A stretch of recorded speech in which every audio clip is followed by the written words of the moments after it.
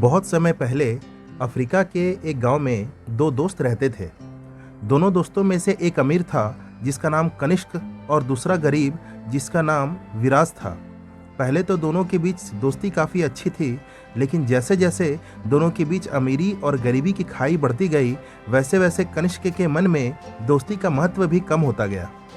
एक बार उस क्षेत्र में अकाल पड़ा, चारों ओर हाहाकार मच गया। भूख से परेशान होकर विराज कनिष्क के घर गया। उसने सोचा दोस्त ऐसे बुरे दिन में क्या उसकी मदद नहीं करेगा, लेकिन उस बेचारी की सोच बिल्कुल गलत निकली। उसके दोस्त ने एक तो उसे खाना भी नहीं दिया और ऊपर से उसके साथ दुर्व्यवहार भी किया और उसे घर से निकाल दिया। विराज बेचारा बहुत दुखी हुआ, लेकिन वह और करे भी तो क्या। बेचारे ने बिना भोजन के कई दिन गुजारे। कई दिनों तक भोजन के बिना रहने के बाद वह बहुत कमजोर लगने लगा था। वह बिल्कुल कंकाल के जैसा हो गया। उसकी हालत देखकर एक आदमी को दया आ गई। उसने विराज को बहुत सारा मक्का दिया। वह मक्के को लेकर घर आ गया। उसने मक्के अपने पत्नी को दे दिए और तब पत्नी ने उससे खाना बनाया। लेकिन विराज के घर में न तेल था न मसाला, इसलिए पत्नी द्वारा बनाया गया खाना अच्छा नहीं लगा। विराज ने सोचा एक बार फिर अपने मित्र कनिष्क के पास जाकर देखता हूँ कि वहाँ कुछ मिलता है या नहीं। हाँ, यह सच है कि पिछली बार उसने मेरे साथ गलत व्यवहार किया था, लेकिन हो सकता है कि उस दिन उसका मूड किसी और वजह से खराब था। वह आज अवश्य ही मेरे साथ अच्छा व्यवहार करेगा। जब वह अपने दोस्त के घर पहुंचा तो उसने देखा कि दोस्त के घर में खाना बन रहा है। खाना पकाने की सुगंध चारों ओर फैल रही थी। स्वादिष्ट भोजन की सुगंध पाकर विराज की भूख 100 गुना बढ़ गई।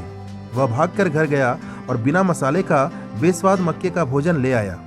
फिर उसने गहरी सांस लेकर अपना बेस्वाद खाना बहुत ही चाव से खाया और अचानक उसके दोस्त के घर में खाना पकाने की गंध सूख गई। खाना खाकर वह आदमी अपने घर चला गया।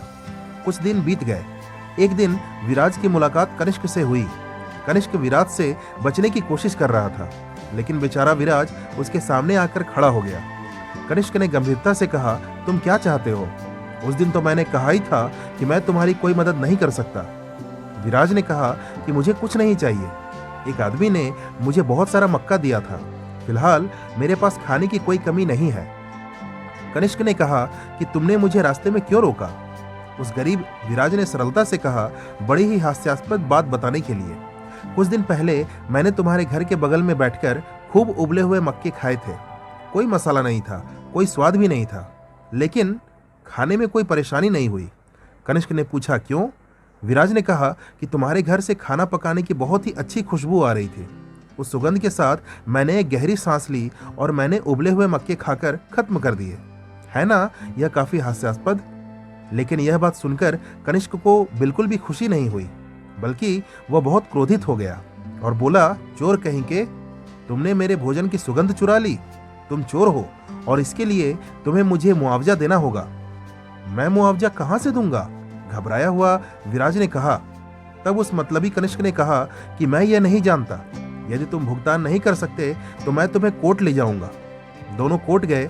यह सब सुनकर जज ने विराज की ओर देखा और गंभीर स्वर में कहा, आप दोषी हैं, आपको जुर्माना देना होगा। सर, ये बोलते हुए विराज बेचारा कराह उठा।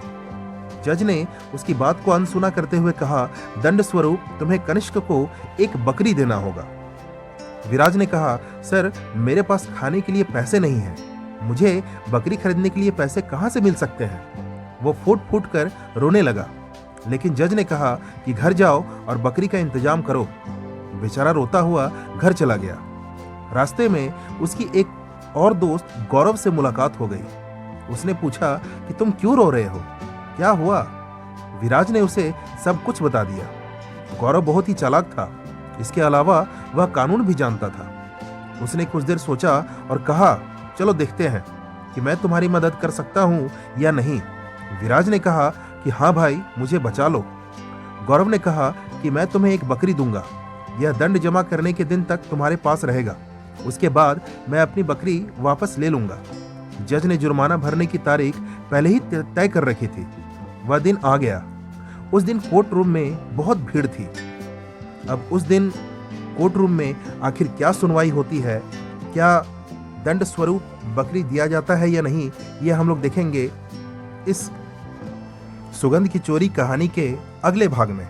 तब तक के लिए धन्यवाद। कहानी अगर पसंद आई हो तो वीडियो को लाइक और चैनल को सब्सक्राइब करना बिल्कुल ना भूलें।